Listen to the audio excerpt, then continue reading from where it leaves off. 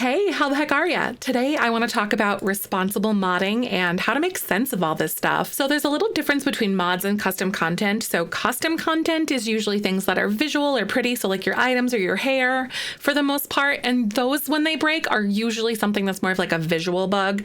But mods, when those break, those are usually bigger things. So that's usually like a game crash, there's huge glitches, like you can't load into your lots or something, or worse, it could corrupt your save entirely and then you'll just lose everything. So it's really important to keep these things updated. So first, I want to go over how to manage yourself on update day. So there's a few differences in how you can identify what's a mod and what's custom content and what to kind of worry about. So things that you're normally going to have issues with on update day are things that are called script files. So it's .ts for script. You'll see a lot of other things, typically like your eyelashes or other little things like that, your hair, your items, and maybe some minor features. Those ones are usually .package. .package files are something that might not need an update as regularly, but very occasionally. So it's important to remember where you got those, and I'll get into tracking them later. But the script files are the sneaky ones. So in short, essentially, a really good analogy of the way that this works is that the game is a map and your mods understand how to read that map. Then on update day, they change what the map says, and your mod no longer knows how to read that. So it needs an update to get up to speed on things. And that's why we need to update our mods every single time or check to see if they need an update. So one really important thing to remember is that EA and the Sims team do not update mods. They are not responsible for anything. That is something that is completely made by a community member and something that they do in their free time.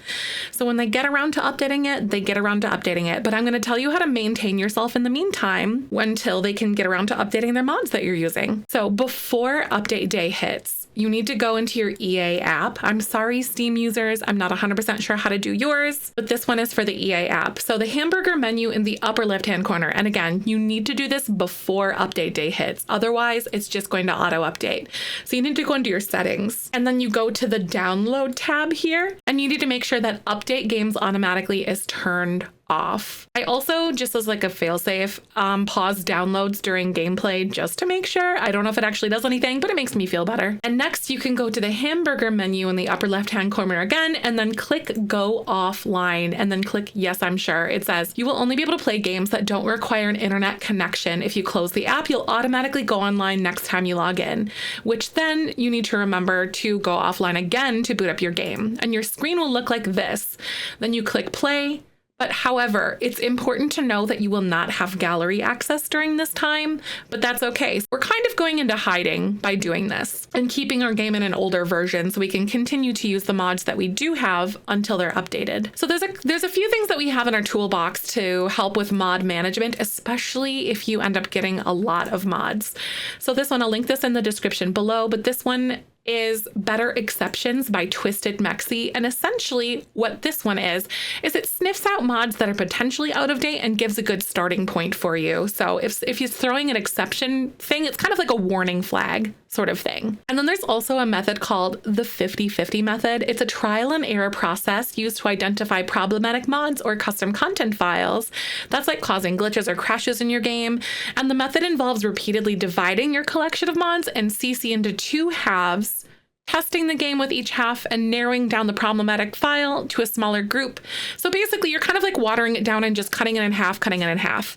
There's a lot of videos on that. This video is not going to dive into that method, but it's called the 50/50 method. Next, there's a website called Scarlet's Realm. This website has a lot of mods on it and lists whether or not things have been updated. Please note, however, that all Sims 4 mods are not necessarily on this website, but this is still a really solid starting point that I know a lot of people use and enjoy. Last but not least, there's also the Sims 4 Mod Manager. I'm really new to this one. I just picked it up. So basically it's a downloadable managing program that streamlines the modding process, and you can use it to find duplicate custom content and mods, which is super handy. I'm going to show you that really quick, just so you can kind of see what that looks like. So say you're like fumbling around in Create a Sim, you can look in here and you can see all of the thumbnails by clicking on folders. And I'm going to go into my Decades custom content stuff. You can see that I have two different versions of this dress, and I might not necessarily want that. You can either deactivate it from this window here, or you can right click on it and then click over here under your file path, and it'll open your folder and locate it for you, and you can just delete it altogether. Otherwise, it just renames it and it keeps it in your folder. There's plenty of videos on that one, but that's all I'm going to dive into for this one today. But super handy. I just got it, so I'm still learning a lot about it too. Next, I want to go over the importance of tracking the mods that you have. So I don't really track my custom content, but I do track my mods. So anything that is something that might be like a gameplay thing since I'm a content creator, I do have a lot more. So like maybe some eyelashes or other things in there so you guys can get that. But this is a really good way to track your mods. And I even have a blank page for you if you want to use this for yourself. The link will be down in the description below. So basically you can see that I have a column right here on column E, and then this gives me a good starting point because I know that when I downloaded it, it shows you that it's a script. So it's that .ts4 script. So that thing that's trying to read the map that is the game, and then it doesn't know what the heck it's doing now. So essentially each of these you can see, like for instance, the XML injector, I have what creator it's by, if it's a mod.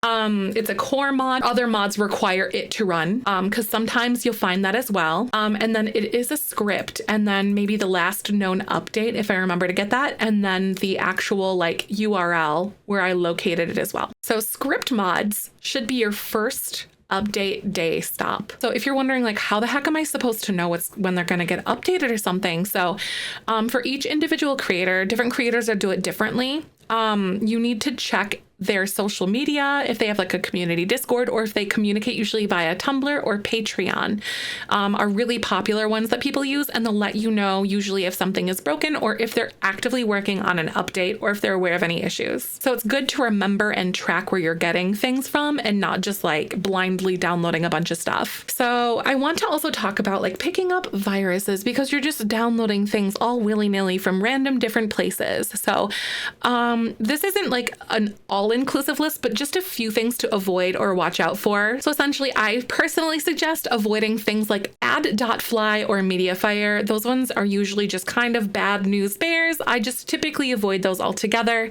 They're a little more loosey-goosey on things. Sims file share is totally okay, and then there's a bunch of others that are acceptable as well, but I just wanted to tell you the ones to get rid of, or the ones to watch out for. Sometimes you will like download something, maybe it's in a zip or .zip or .rar. .exe files are executables, and those ones are always bad. Whenever you're downloading anything that is custom content or mod related, .exe will never be in the equation ever. That's a bad file, get rid of it. Organizing your folders is going to be really critical for finding things come update day, and also in addition to that, the way that the game needs to read it. So if something is messed up, it won't be able to read it, and then it won't run. Folder organization is going to be really important when you're modding in The Sims 4, because essentially if something's too deep, the game can't read it, and then your mod won't work. You can locate your mods folder via a directory that's something like this. And you click on your mods folder. So package files, so like your hair, your makeup, 5 subfolders deep.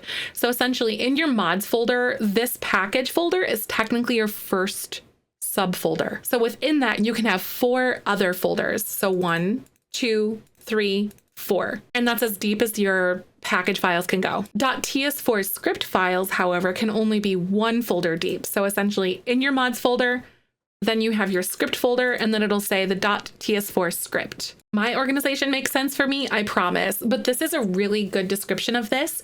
So I know that I'm playing the Decades Challenge, and any related Decades Challenge things is named either DEC or Decades CC. Since the script files can only be 1 subfolder deep, this is an active example of that. So you go to mods, and then I have this arranged marriage mod for my Decades Challenge by Mizor Yuki. So I click on it, and then you can see in that folder, it says .ts4 script. And then of course, any other like package things that go along with that will be in there too. And then for my Decades Challenge stuff, if I have any sets specific to like a certain user, I might put it there if I feel like it.